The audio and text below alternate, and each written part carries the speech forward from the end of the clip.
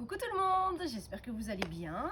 Alors, on va profiter de cette journée ensoleillée pour parler un petit peu des solides. Je vais vous demander d'essayer de classer ces solides. Alors, bon, il y a plusieurs classements possibles. Oui, Clara, toi tu penses à les classer par couleur. Bon, d'accord, ça pourrait être une solution. Est-ce qu'il y a quelqu'un d'autre qui a une idée? Oui, Arda, toi tu me dis les objets de la vie usuelle avec les formes qu'on connaît. Bon, donc tu voudrais faire comme ça. Et puis, voilà, les petits œufs de Pâques, ça pourrait, mais moi je pense encore à un autre classement. Alors, Lara. Ah, Lara, toi tu me dis de classer ce qui roule et ce qui ne roule pas. Eh bien, ça me paraît être une très bonne idée.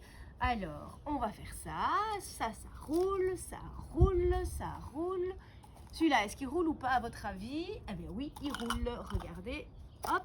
Et celui-ci, est-ce qu'il roule? Ben, s'il roule, il va s'arrêter à chaque fois. Donc non, on ne va pas le mettre dans ce qui roule.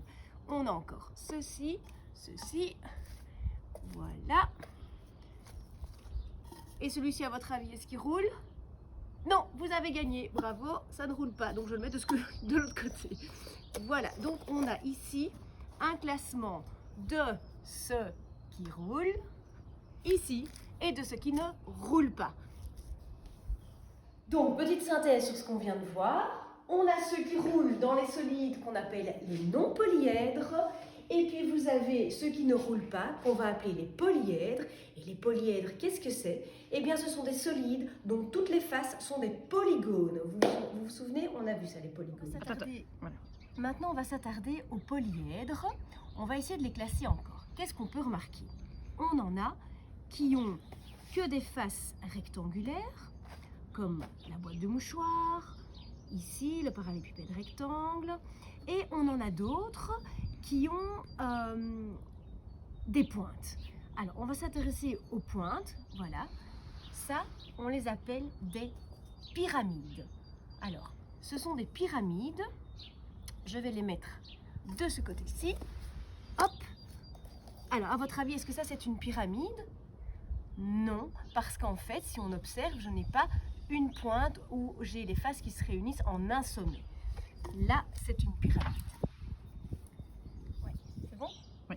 J'ai encore trouvé ici une pyramide un petit peu spéciale. Si vous l'observez bien, vous voyez que son sommet ne se trouve pas vraiment dans l'axe par rapport au milieu de sa base ici. Donc si je prenais un bâton, on va dire qu'il était droit, et que je voulais transpercer par le milieu de ma base, je n'arriverais pas pile poil au milieu de l'autre côté.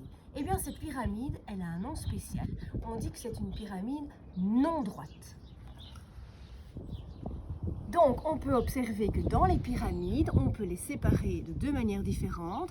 Nous avons les pyramides droites et les pyramides non droites. Je poursuis dans les pyramides.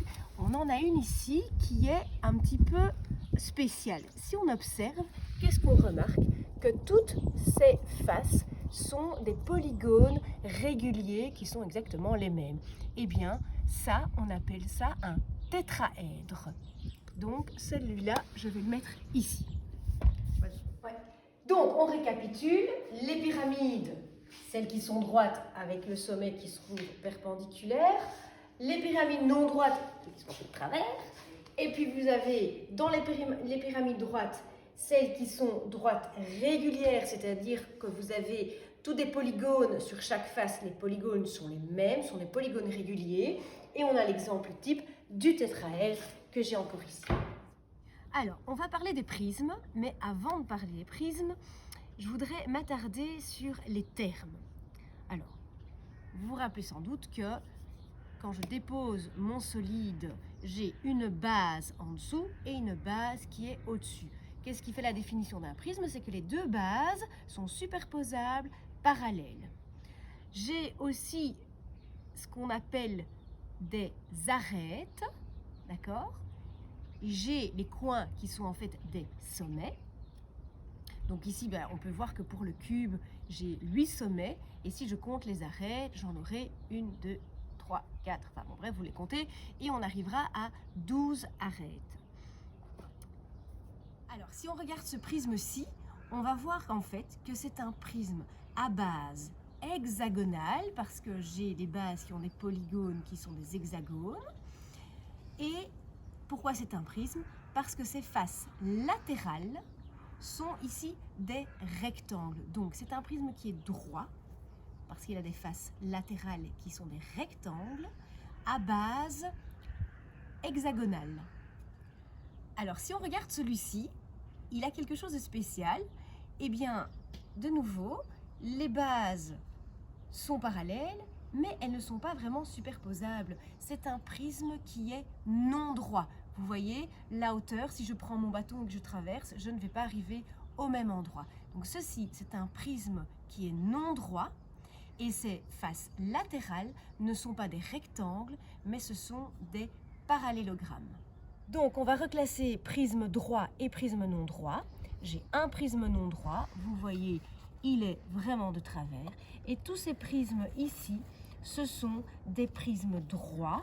Ils ont les faces latérales qui sont rectangulaires et là, les faces latérales sont des parallélogrammes. On va récapituler, on va commencer par le plus facile, c'est le cube.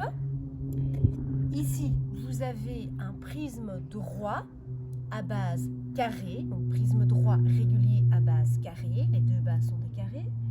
Ici, quand on a toutes les faces qui sont des rectangles, on appelle ça un parallélépipède rectangle, donc c'est un prisme droit à base rectangulaire.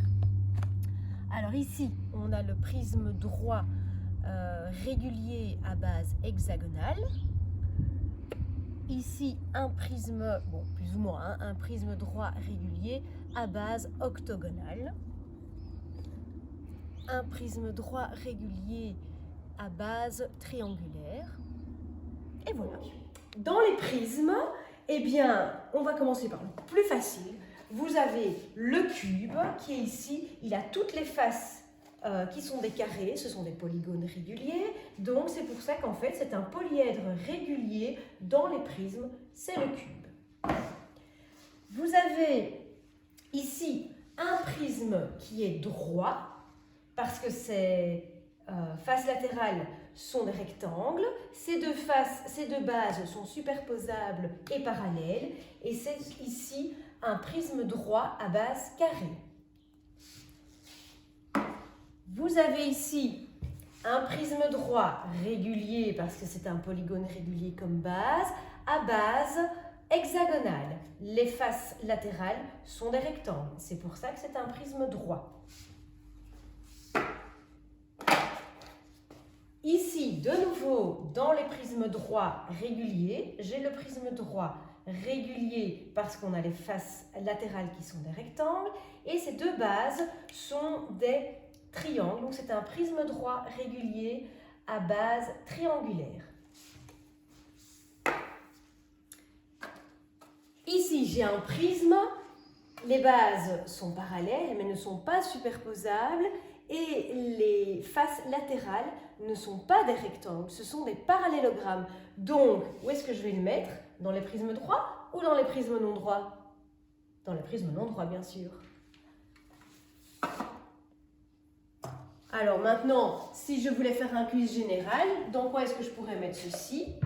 Ben, dans les non-polyèdres, parce que ça roule. De même que je pourrais mettre mon œuf de Pâques ou ma colle, tout ça, ça roule. Celui-ci, eh bien, c'est de nouveau prisme droit, régulier, avec une base octogonale. Voilà, c'était pour la séance. Vous avez reçu sur votre feuille de route, à l'intérieur, vous avez reçu des feuilles comme ceci. Ce que je vais vous demander, c'est de découper tous les développements. Et je vais commencer avec une petite question. À votre avis, voilà, ça c'est un développement. Combien y a-t-il d'arêtes pour ce parallélépipède rectangle? Combien y aura-t-il d'arêtes? Alors, est-ce qu'il y en a 10? Est-ce qu'il y en a 12? Ou est-ce qu'il y en a 14? Eh bien, pour connaître la bonne réponse, tu vas la vérifier toi-même.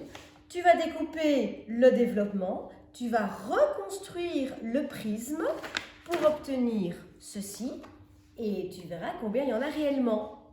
Et si tu n'es pas tombé dans le piège, tu en auras compté 12 et non 14 comme on en voit sur le dessin. Logique, vu que ça se referme, donc il y a 2 arêtes qui se touchent. Alors maintenant, à toi de t'amuser un petit peu.